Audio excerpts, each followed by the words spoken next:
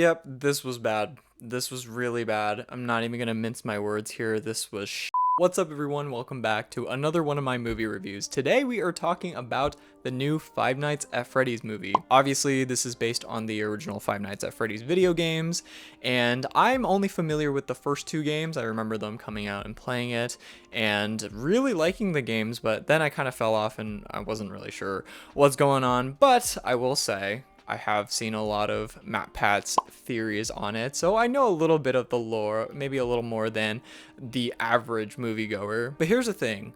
A lot of times video games just do not translate to movies. And you know, they definitely made it a movie. There's been a lot of video game adaptations to come out recently, like Last of Us, Super Mario Brothers, but this one was probably the worst one I have seen in a while. Listen, I went into it with low expectations, but the movie was just even worse than my already low expectations. I remember playing the original games, and part of the appeal was just how frightened and on the edge of my seat I was. And obviously there's a level of immersion of playing video games that just will not happen with movies, but a lot of the scare and the terror that comes from playing the games, as in not knowing which side to go to and close the doors and when to turn off the lights and when to conserve energy, none of that was really translated at all into this movie.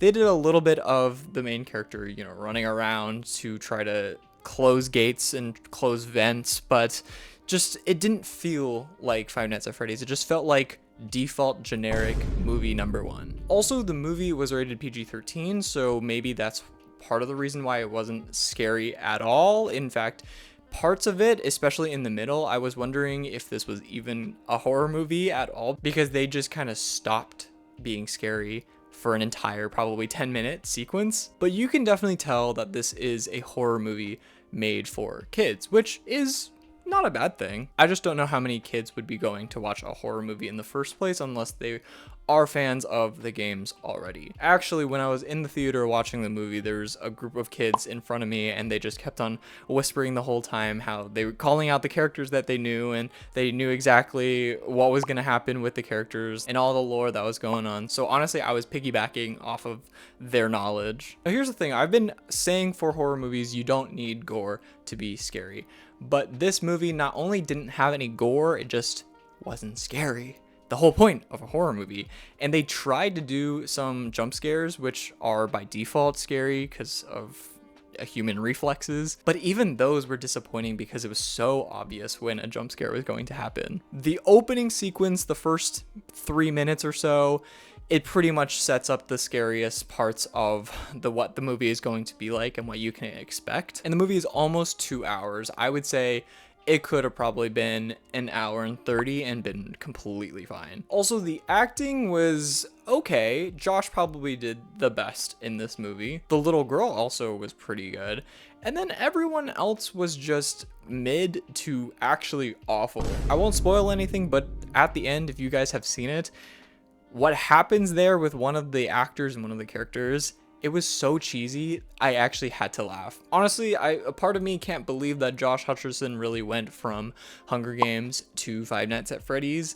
I hope he gets more work because I don't think he's a bad actor at all. Also, all of the characters I just did not care for. Like, you kept on telling me about these things about your backstory. I think maybe 60% of the movie was about their backstory and the flashbacks that they had in visions, and I just did not care, man. Especially because I know they tried to implement it with the original lore, but it just didn't make sense how they connected it with the original Five Nights at Freddy's characters. Also, even if I did care about these characters, there were just so many plot holes in the flashbacks, and it was kind of all over the place. I know Five Nights at Freddy's has so much lore that I feel like they didn't even cover 10% of what they could offer. And the end was just incredibly disappointing. I mean, I was expecting something more dramatic, but at the end they kind of do this quote unquote twist. I don't even know if I want to call it a twist because it was just so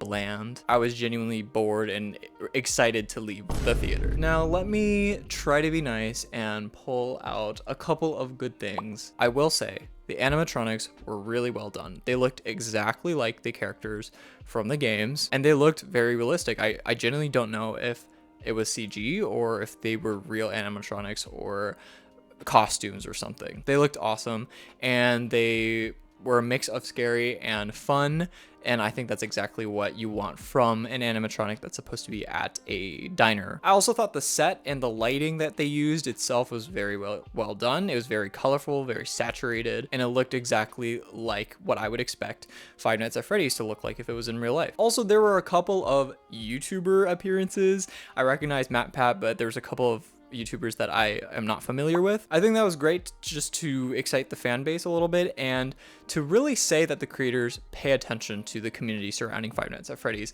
They understand who is popular, who is essential to creating more lore and hype around this franchise. So I think that was a smart idea to introduce these YouTubers as a way to not only market, but also to pay respect to the community. But besides that, I have not really anything else to say that's good about this movie. I really did not like it. I was genuinely bored, and I think that's a cardinal sin of a horror movie. But let me know what you guys thought. Am I being too harsh on the series? Did I have too high of expectations for a video game horror movie adaptation, even though they were already pretty low?